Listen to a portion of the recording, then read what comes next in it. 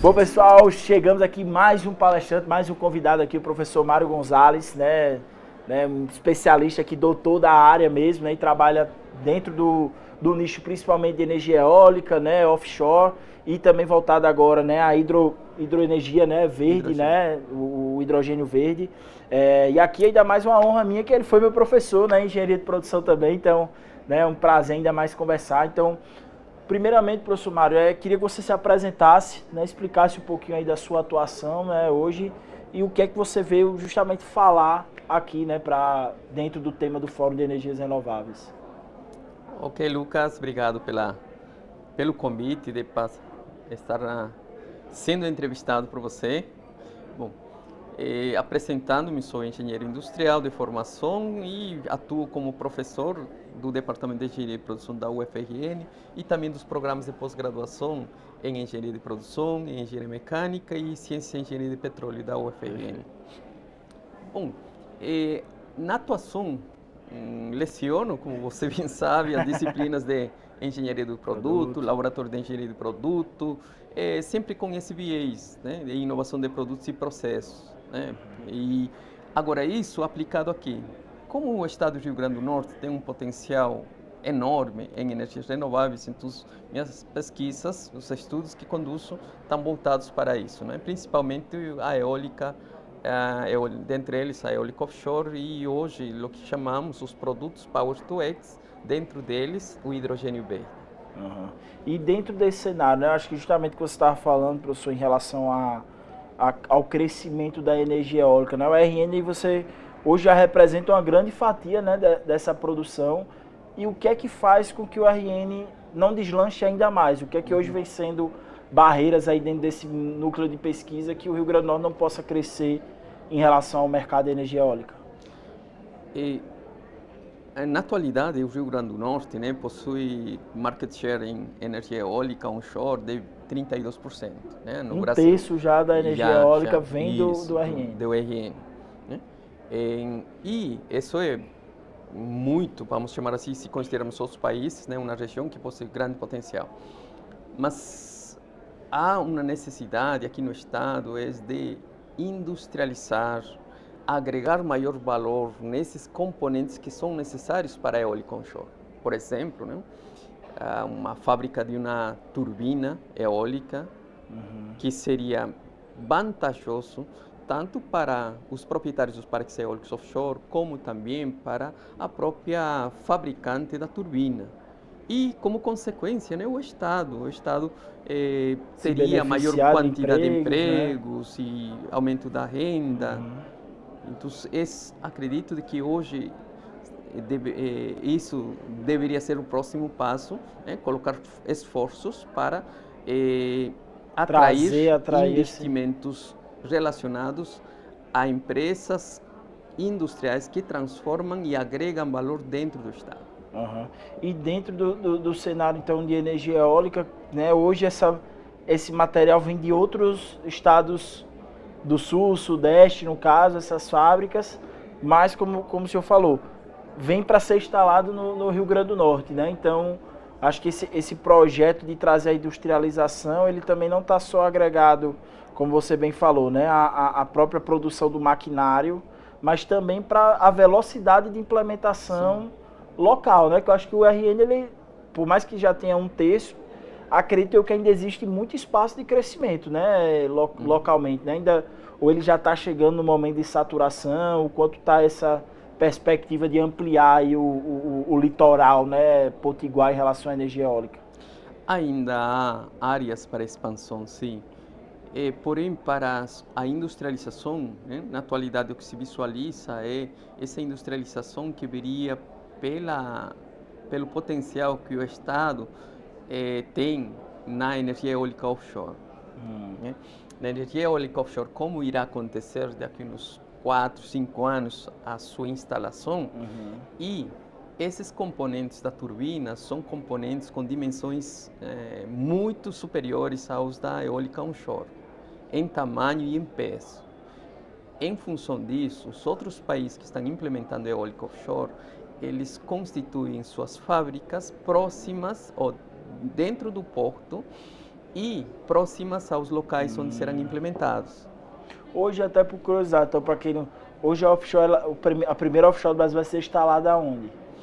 Então, existem hoje no Brasil, né, projetos, mais de 90 projetos para eólica offshore, nos estados de Maranhão, Piauí, Ceará, Rio Grande do Norte, Espírito Santo, Rio de Janeiro, Santa Catarina e Rio Grande do Sul. Caramba, já então, tem vários projetos. Já então. se tem projetos que deram entrada ao IBAMA para estudos do licenciamento ambiental.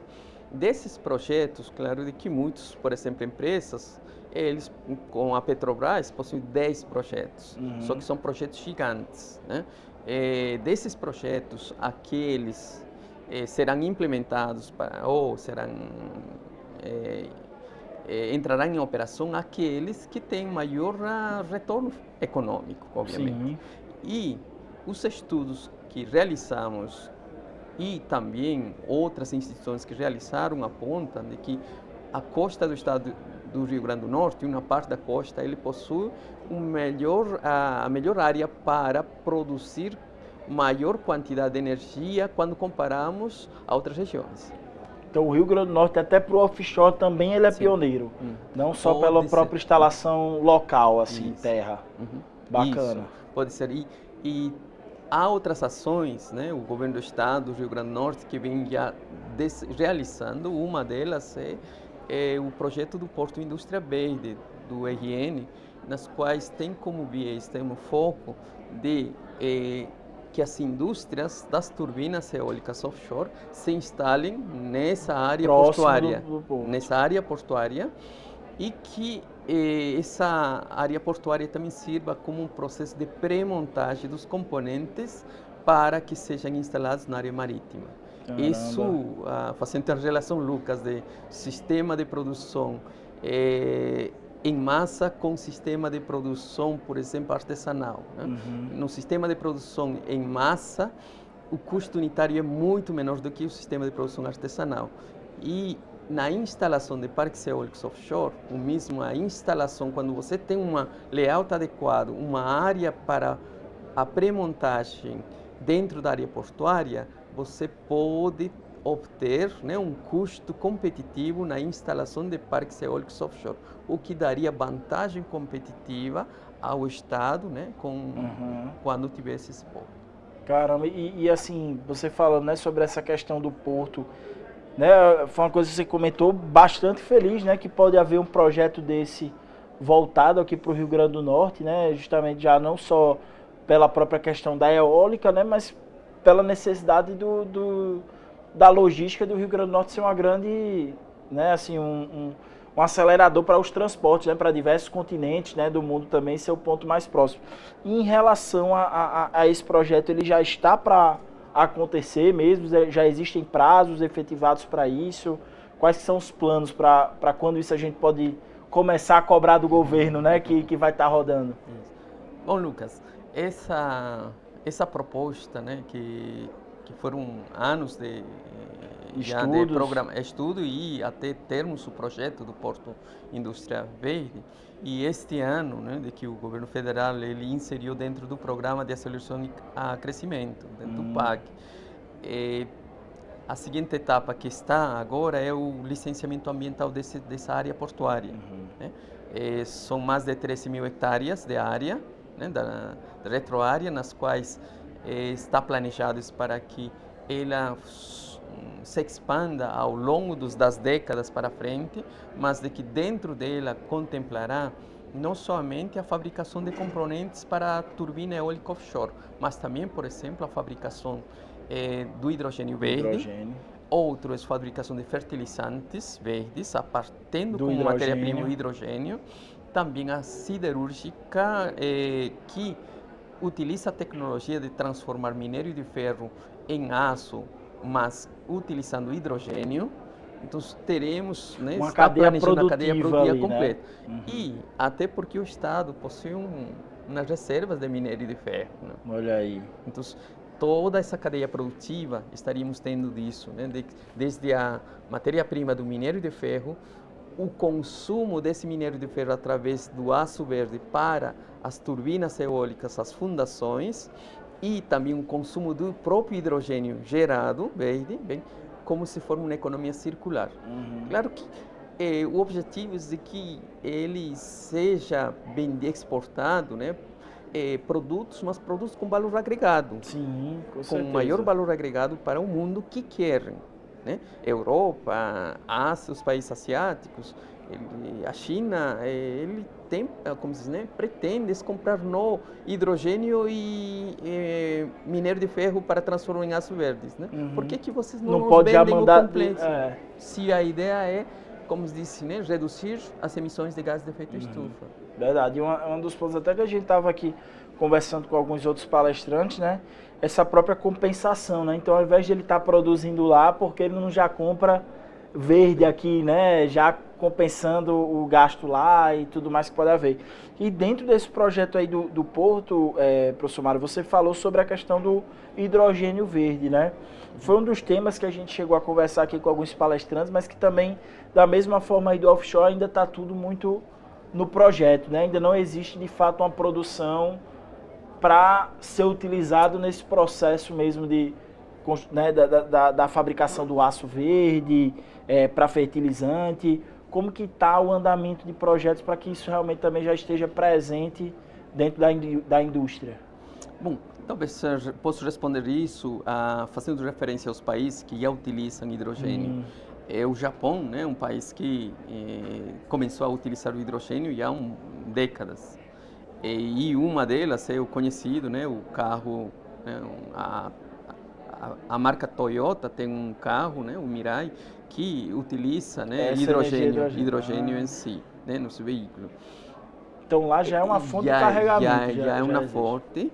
Além disso, né, de que eles importam esse hidrogênio, né, de 2 países, né, que um pouco mais de 7.000 quilômetros esse hidrogênio viaja para que eles utilizem, né? Então, o que hoje se visualiza é de que acontecerá esse mesmo formato de negócio em si, né, entre os países. A transição energética é a substituição das fontes fósseis. Por quê? Por alguma fonte. Qual seria? Como estamos falando de um mercado global, né, internacional, semelhante ao barril de petróleo, o mesmo será, essa transição será do barril de petróleo para, né, o metro cúbico de hidrogênio, por exemplo. Ou, né, também, ao invés de transportar um metro cúbico de hidrogênio, se transportaria, por exemplo, materiais metálicos verdes, o aço verde, né, o fertilizante, outros produtos verdes. Legal. Ao invés de, né, e eu acho que era um dos pontos que a gente, né, precisa trabalhar localmente, que é esse histórico do Brasil de não ser só o exportador da matéria-prima, né? E sim a matéria beneficiada, né? Isso. O que vai ter valor agregado, né, para a economia. E os outros países, assim como comentei do Japão, os outros países como a Alemanha, por exemplo, também utiliza já mais de uma década o hidrogênio, só que eles utilizavam o hidrogênio também é um subproduto da indústria química. Então, esse subproduto, por não desperdiciar, eles começaram a utilizar e há uma experiência em si de uso.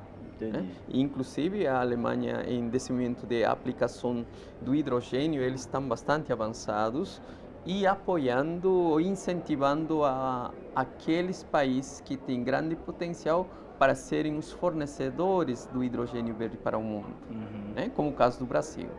E por que o Brasil ele pode ser um pioneiro nessa produção? Bom, o hidrogênio verde, o custo do hidrogênio verde, ele mais ou menos representa 70% desse custo é representado pelo custo de energia elétrica. Né? Para fazer o hidrogênio verde, você usa energia elétrica também. Isso. Então, essa energia elétrica de fonte renovável, seja eólico solar, então, como o Brasil, e dentro do Brasil o estado do Rio Grande do Norte tem um menor custo de produção disso, então aí essa influência, né, direta que vai ter, né, pelas outras próprias energias renováveis, vai poder baratear a produção de hidrogênio. Isso. Interessante. E são estudos, um dos estudos é da Bloomberg que chega a essa conclusão em si de que o Brasil teria o menor custo de produção, custo nivelado do hidrogênio, né, a nível global.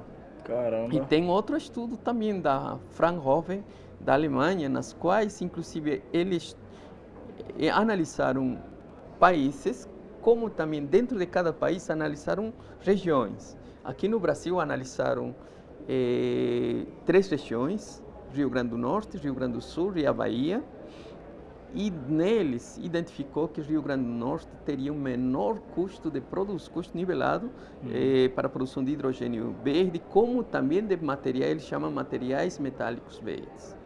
Para a produção para deles produzir também. E quando comparado com os outros países, o Brasil fica primeiro, ou seja, como consequência, Rio Grande do Norte teria o menor do Brasil, custo de produção do mundo, caramba. em si. Então, aí o torna, né, assim, relevantes para desenvolver infraestrutura e também, né, o Estado se preparar para atuar nessa vantagem competitiva natural que já possui. Que já tem. Poxa, que incrível, né?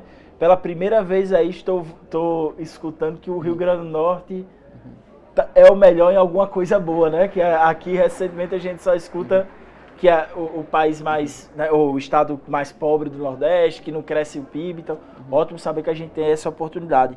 E um dos pontos que, né, você trouxe aí em relação ao hidrogênio verde, né, que eu achei interessante, no caso ele vai ser vamos dizer assim, um aditivo ao que já existe em energia renovável, ou seja, ele utiliza a própria energia renovável eólica ou a solar para produzir o hidrogênio verde. Então esse hidrogênio verde, ele é para ser utilizado no quê? Ok, vamos lá. Diferentes são as aplicações, né? Umas, por exemplo... Porque ele é como se fosse, ele não é um substituto da solar, né? Não. Ele é para outro tipo. Primeiro, o hidrogênio é um elemento químico e tem sido estudado já há décadas, ou até podemos chamar de séculos em si. É conhecido. Porém, no ambiente econômico, né, por que esta onda do hidrogênio verde? Em função de que as fontes de energias renováveis, essas fontes são intermitentes na sua geração. Por exemplo, a solar. A solar gera de dia, de noite. Quando não se tem radiação solar, então não há geração. Mas a demanda de energia é de noite, de qualquer momento. Então, a isso chamamos intermitente. O mesmo na eólica também, né? Em momentos que não há o vento, não temos vento, então não se gera. Mas o consumo não desiste. Então, ser 100% renovável, ou seja, somente utilizar energias renováveis 100%, é difícil se não tivermos uma bateria ou uma forma de armazenamento. No passado, você tem desenvolvido, né, soluções para isso. Por exemplo, as baterias que conhecemos, um meio, porém, do ponto de vista econômico, ele é caro, e do ponto de vista também ambiental, as baterias, eles utilizam materiais que não são amigáveis do meio ambiente. Então, em função disso, se buscava outra alternativa. Aí verificou-se, né, de que se tenho energia elétrica de fontes renováveis em determinado momento com excedente, ou seja, sobrando, e isso utilizo para gerar hidrogênio através do processo de eletrólise da água, né? Nesse processo de eletrólise da água, utilizo água, energia elétrica, e aí faço a separação de hidrogênio e oxigênio. Aí tenho o hidrogênio verde a cor verde por causa de que essa energia elétrica é de fonte renovável. Só isso. Então, que você pode produzir de toda forma, né? Ele é verde porque já usa energia renovável. Isso. Então, ali eu armazeno esse hidrogênio. Esse é um hidrogênio armazenado, eu posso utilizar novamente, por exemplo, se quero que o Rio Grande do Norte seja 100% renovável, em momentos nos quais não há geração de energia solar e eólica, eu posso utilizar esse hidrogênio armazenado para gerar energia elétrica, por exemplo. Essa é uma aplicação, mas tem outras aplicações, por exemplo, existem veículos, né, movidos a células combustíveis. Dúvida, professor Mário. Então, no caso, você armazena e você pode jogar na rede de energia esse hidrogênio verde, então? Não. Armazeno E esse hidrogênio, através de um processo inverso, né? Processo inverso, é possível gerar, né, energia elétrica em si. Entendi. Essa é uma aplicação. A segunda aplicação são como combustível de carro, de qualquer um, né? O hidrogênio. Existe o que se chama tecnologia, né, nos motores a carro, sobretudo, a célula combustível, que utiliza o hidrogênio. E esse carro que utiliza hidrogênio, o que emite? Água. Quando comparado com, por exemplo, aqueles carros que utilizam gás natural, a emissão é CO2 e monóxido de carbono, que são daninhos para o meio ambiente. Então, em função disso, hoje está se vendo, né, de que, inclusive, os especialistas falam de que o uso da eletrificação no sistema de transporte é temporário, até que se aumente a capacidade de geração de energia de fontes renováveis.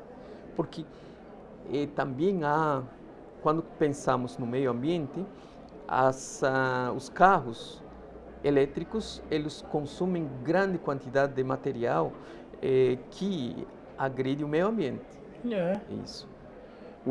Da forma que ele é fabricado, as baterias. Então, essa faz com que, por exemplo, né, que isso vai ser, né, melhora muito para, por exemplo, a eletrificação dos veículos, melhora muito para diminuir a emissão de gás de efeito de estufa, melhora muito quando comparado com as fontes fósseis. Combustão, porém, né? Agora, o hidrogênio, né, com o uso de hidrogênio, por exemplo, como ele comentava, de que o que temos de resíduo após queima do hidrogênio ou o uso de hidrogênio vai ser água. Ou seja, natural, né? Isso. Então, essa é a grande vantagem, né? Mas isso estamos falando, né? Acredito que são etapas que vamos passar, né? Com certeza. E eu digo assim, hoje existe, até por curiosidade, existe um projeto para no Rio Grande do Norte realmente produzir esse hidrogênio verde já? Já existem vários projetos. Também. Já existem vários projetos, mas nos próximos meses aumentarão o número em número e em capacidade desses projetos. Por quê? Porque esses projetos também, né, visualizam assim, terem uma infraestrutura portuária para, por exemplo, utilizar como transporte. E outro item importante é um marco regulatório, um projeto de lei para isso, né, estadual. No órgão federal está em desenvolvimento, né, o que se chama, né, de um Programa Nacional do Hidrogênio Verde, do hidrogênio de baixo carbono, que é denominado. E aqui no estado também se está desenvolvendo um projeto de lei. Né, para incentivo do hidrogênio verde. Isso, é o projeto de lei para o desenvolvimento do hidrogênio verde e da indústria verde, né? Essa indústria verde que contemplaria? Contemplaria a parte, por exemplo, a cadeia de valor do aço verde, a cadeia de valor do e-metanol. E-metanol é utilizado como sistema como combustível para o transporte marítimo. Caramba! Até eu vi também, até o de avião também, né? Também entra. Isso. O e-metanol e isso tem como matéria-prima principal a energia eólica que se transforma em hidrogênio verde, que por sua vez, né, em amônia. Caramba! E metanol também, né, dependendo do caminho aí que se quer. Então, ou seja, realmente a gente tem aí uma perspectiva muito positiva para o Rio Grande do Norte quando a gente fala sobre energia verde, né? Não só a solar, não só a eólica, mas também talvez aí um pioneirismo dentro do hidrogênio verde a nível nacional. Lucas, o que hoje se observa do Rio Grande do Norte é essa oportunidade que chamamos aí a industrialização e a mudança geopolítica, que possibilita o grande potencial das energias renováveis que tem o estado do Rio Grande do Norte. Essa industrialização com mudança da matriz energética, ela aconteceu no passado. Vamos analisar, por exemplo, o exemplo do carvão, minério de carvão, ou carvão mineral, como se chama. Naquelas regiões onde foi descoberto o carvão mineral, as empresas que consumiam energia foram se localizar. Depois aconteceu o mesmo com o petróleo e o gás. O petróleo e o gás, nas refinarias onde foram implementados, essas refinarias, as indústrias químicas e aquelas que consomem grande energia se localizaram. Agora vemos, né? Na região onde tem grande potencial de geração de energia elétrica de fontes renováveis, também nesse entorno, né, o que chamamos, né, a neoindustrialização, a indústria verde, vão se instalar. Então, aí é do que o Estado do Rio Grande do Norte tem essa oportunidade de abraçar, e como eu comentei, né, de que pelo que vejo da governadora, tantas autoridades aqui do governo do estado, eles estão se movimentando nesse caminho. Que ótimo, ótimo que a gente tenha aí esse movimento que, como o senhor falou, né, ele vai ser um atrativo, né? Então, a partir do momento que com certeza forem feitas algumas dessas ações, o mercado privado começa a olhar para vir até o Rio Grande do Norte, né, como forma de, como você falou, reduzir despesa, né, otimizar transporte, tempo, né? Então acredito que deve ser aí algo para a gente esperar aí realmente para 2026, né, Marcos? Mário, ter o nosso primeiro parte da obra aí do Porto, né, surgindo também.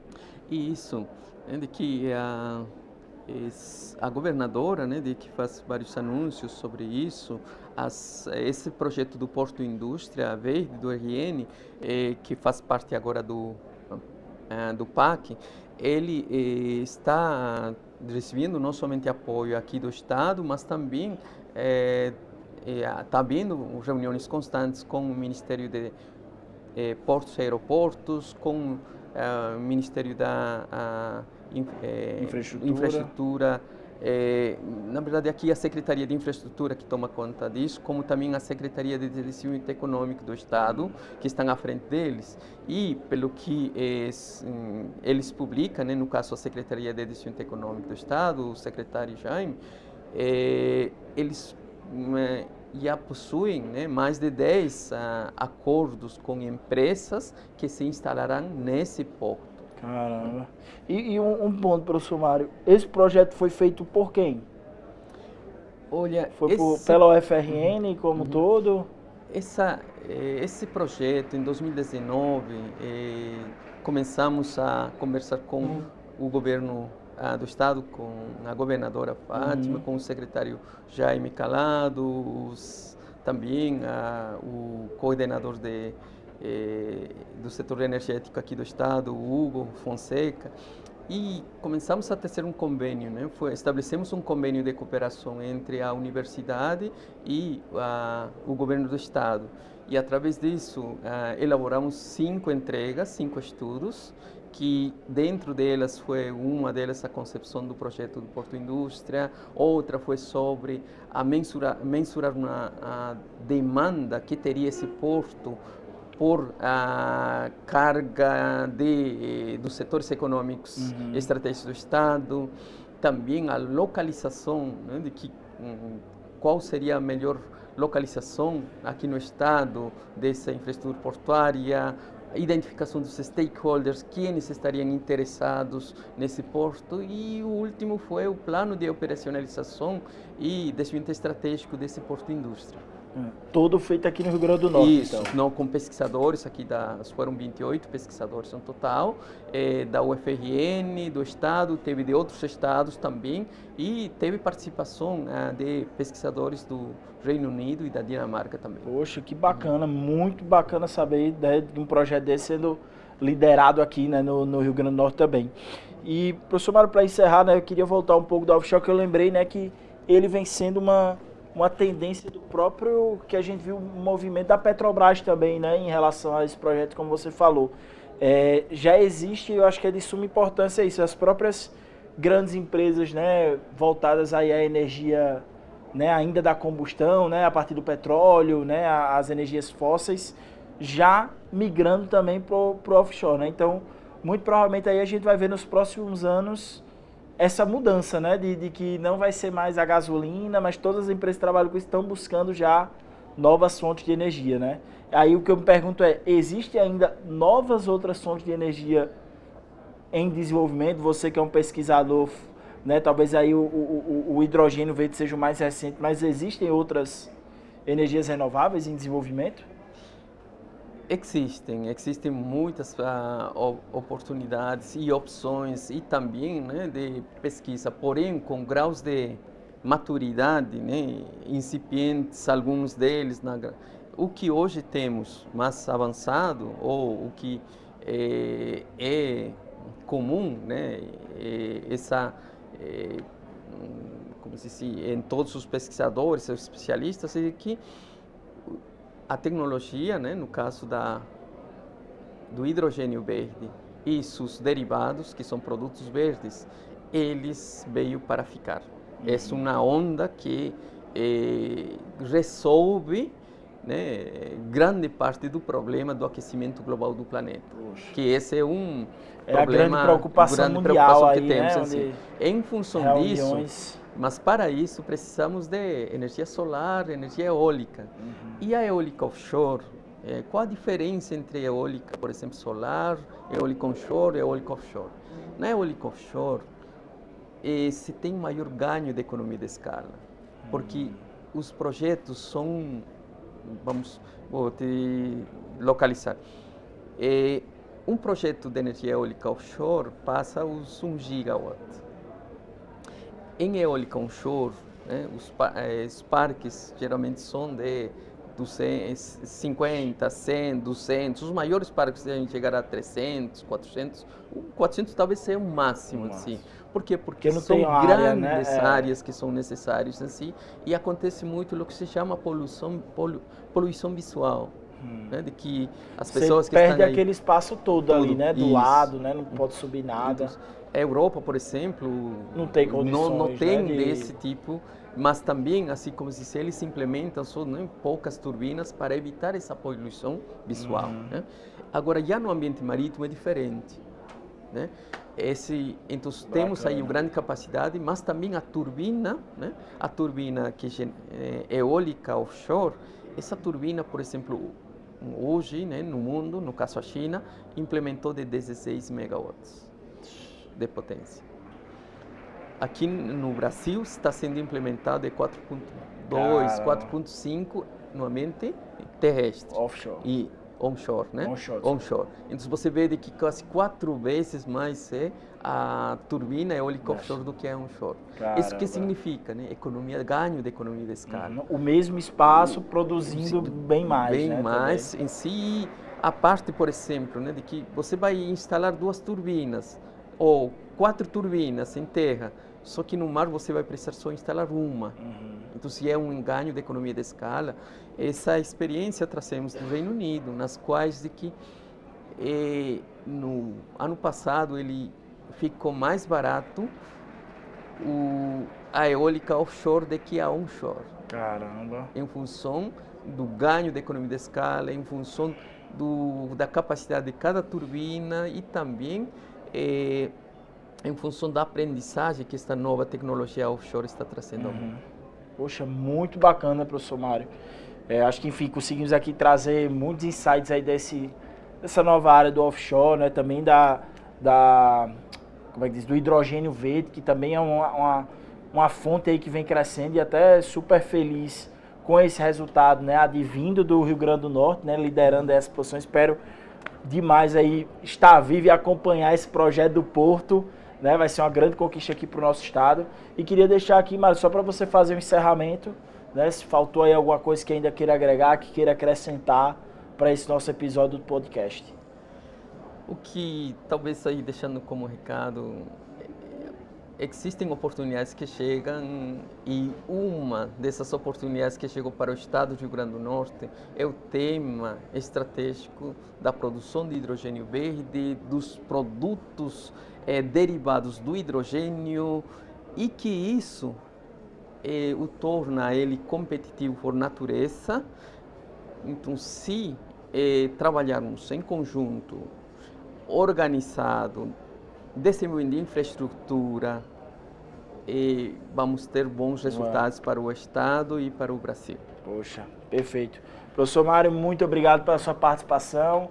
Pessoal, vocês aí continuem acompanhando os próximos episódios, que em breve vamos trazer aqui novos palestrantes, mais especialistas da área, para conversar com vocês sobre o mercado como um todo de energia renovável.